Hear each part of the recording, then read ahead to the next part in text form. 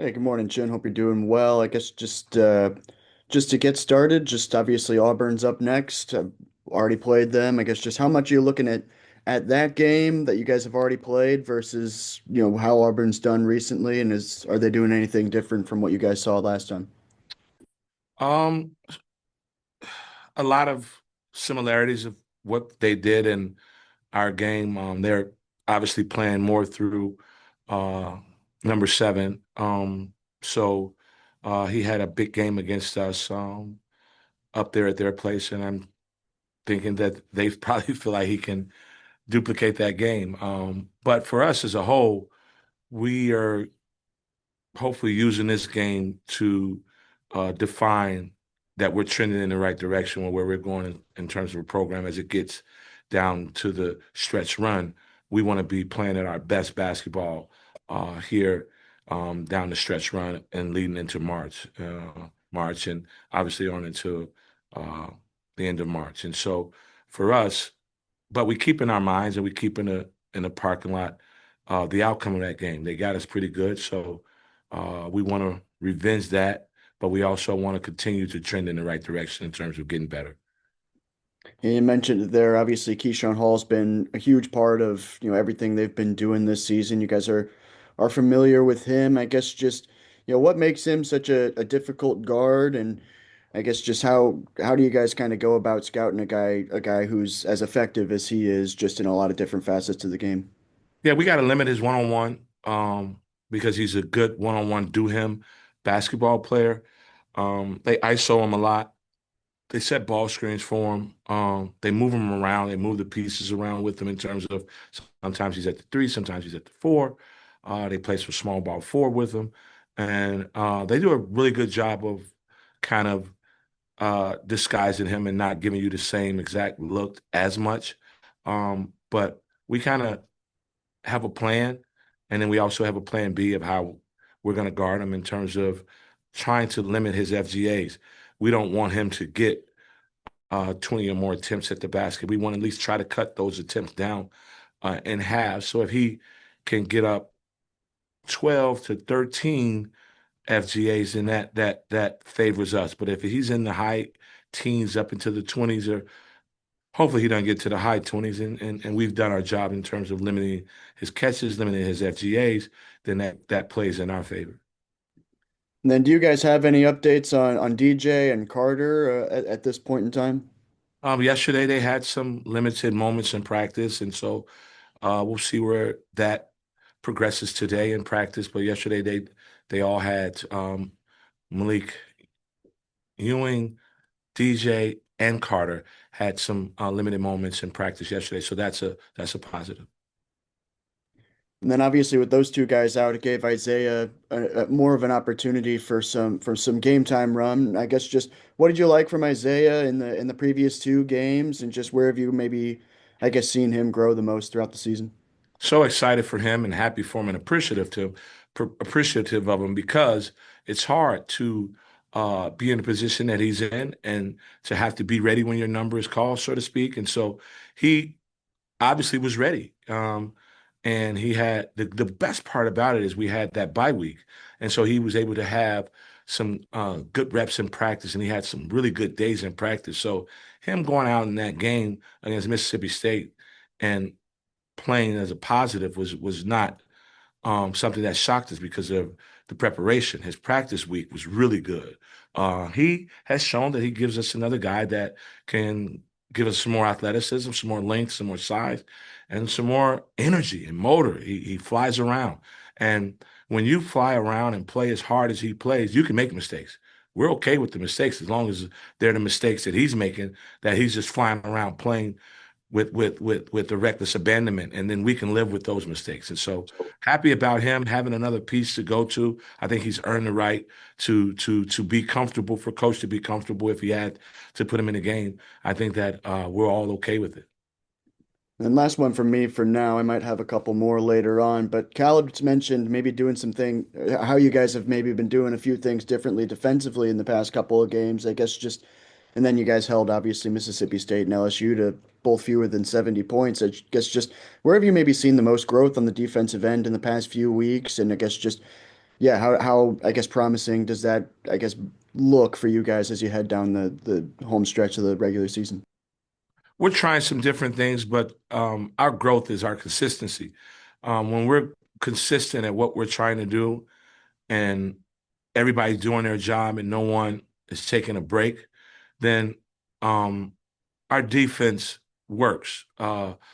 Just not as consistent as we would like to be. And that's something that down the stretch run, we want to become consistent with being everyday guys, all the time guys, where no one decides to take a playoff, whatever the schematic is. And so we've changed a little bit in terms of our schemes.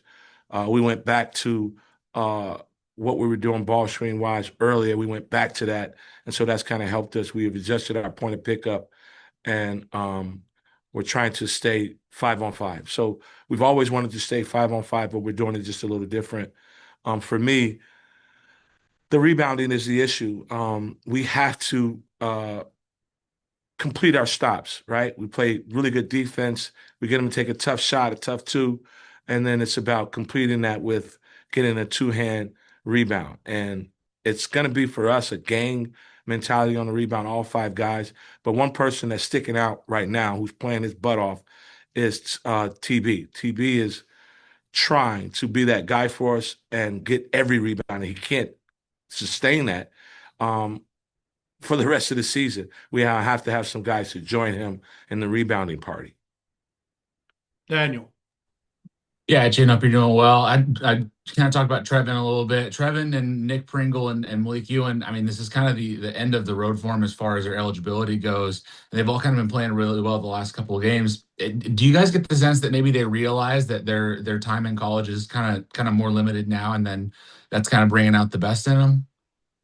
I'm not sure if I get the sense of that because I think that this team, particularly, have a lot of basketball left. So I don't want them to start feeling that way at this moment. I think that there's just a sense of urgency in our program as a whole because we're one game out of being in first place in the league, which means that if you're one game out of being first place in the league, you're going to finish in the top four. You're going to get a double bye for the conference tournament, and if you can accomplish all of those things, then that puts you in a good space to get a top five seed in the NCAA tournament.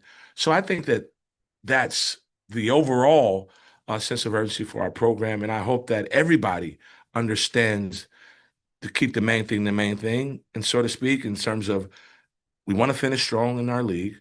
We want to get a good seeding in our conference tournament.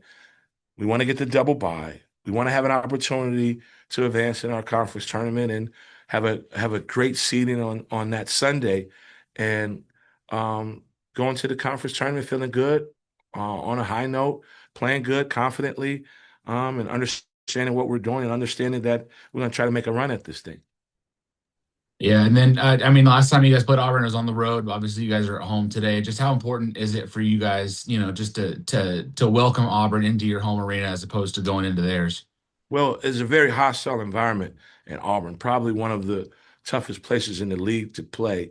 It's not a huge gymnasium, but um, it's small, it's compact, and it's full of students.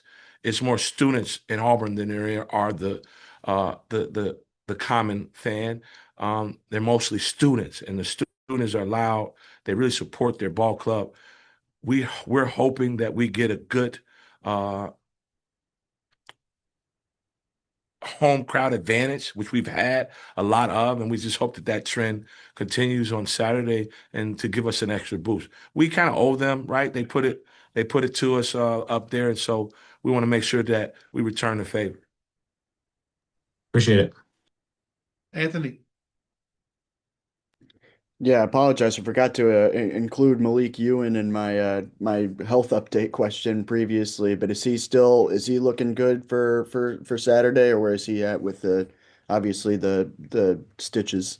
I included them for you. I was it. I said Malik, I said DJ, uh, and Carter. They all had some moments in practice yesterday, and we want to see where that progresses in practice today. And then obviously Auburn's coming into this game kind of in a similar position to what it had the previous game, having dropped three of four, but maybe looking to be a little bit desperate. Is that something that you guys take into consideration when you go into a game like this? Just how, I guess, desperate a team is to maybe get off a losing streak like that? Absolutely, but we got to control what we can control. And hopefully they got more problems than we have when we step out on the floor. And we want to be able to control our controllables. And that is our home court. Keeping in mind that obviously they beat us the time that we beat them. We're not trying to allow for them to sweep us. They have what they're going through, their issues, what they're going through.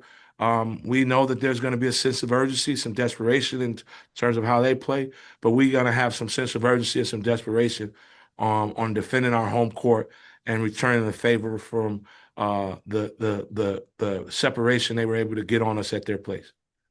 And then maybe a kind of out of left field question, but I'm working on a profile story about Tyler Eulis, so I was just curious about what it's like to work with him. And obviously, he's a younger guy who's still, his playing days aren't that far behind him. So I guess just what is he like to work with? What is it like to see him in the gym every day? I guess just, yeah, what does he like to work with? Great. Tyler's a very, very intelligent basketball mind. He coaches from a coach's perspective. He coaches from a player's perspective. I'm sorry, not so much as a coach's perspective. So you can always go to Tyler and obviously ask him in this situation, in that situation, what would you do? How would you play it? I'm sure our guys lean on him for some of that knowledge because obviously he was one of the best players in this particular conference. So he's seen it all, done it all, and been a part of a team that went at one point 38-0. So he's got the game experience, he's got the player knowledge, and it's been great to be alongside him and pick his brain on some stuff. And we learn from each other. I mean, this is a staff that has a lot of knowledge, a lot of experience. We got young guys on our staff that we're integrating into what we're doing. And so we all learn from each other. And Tyler is one of the best in terms of a basketball mind.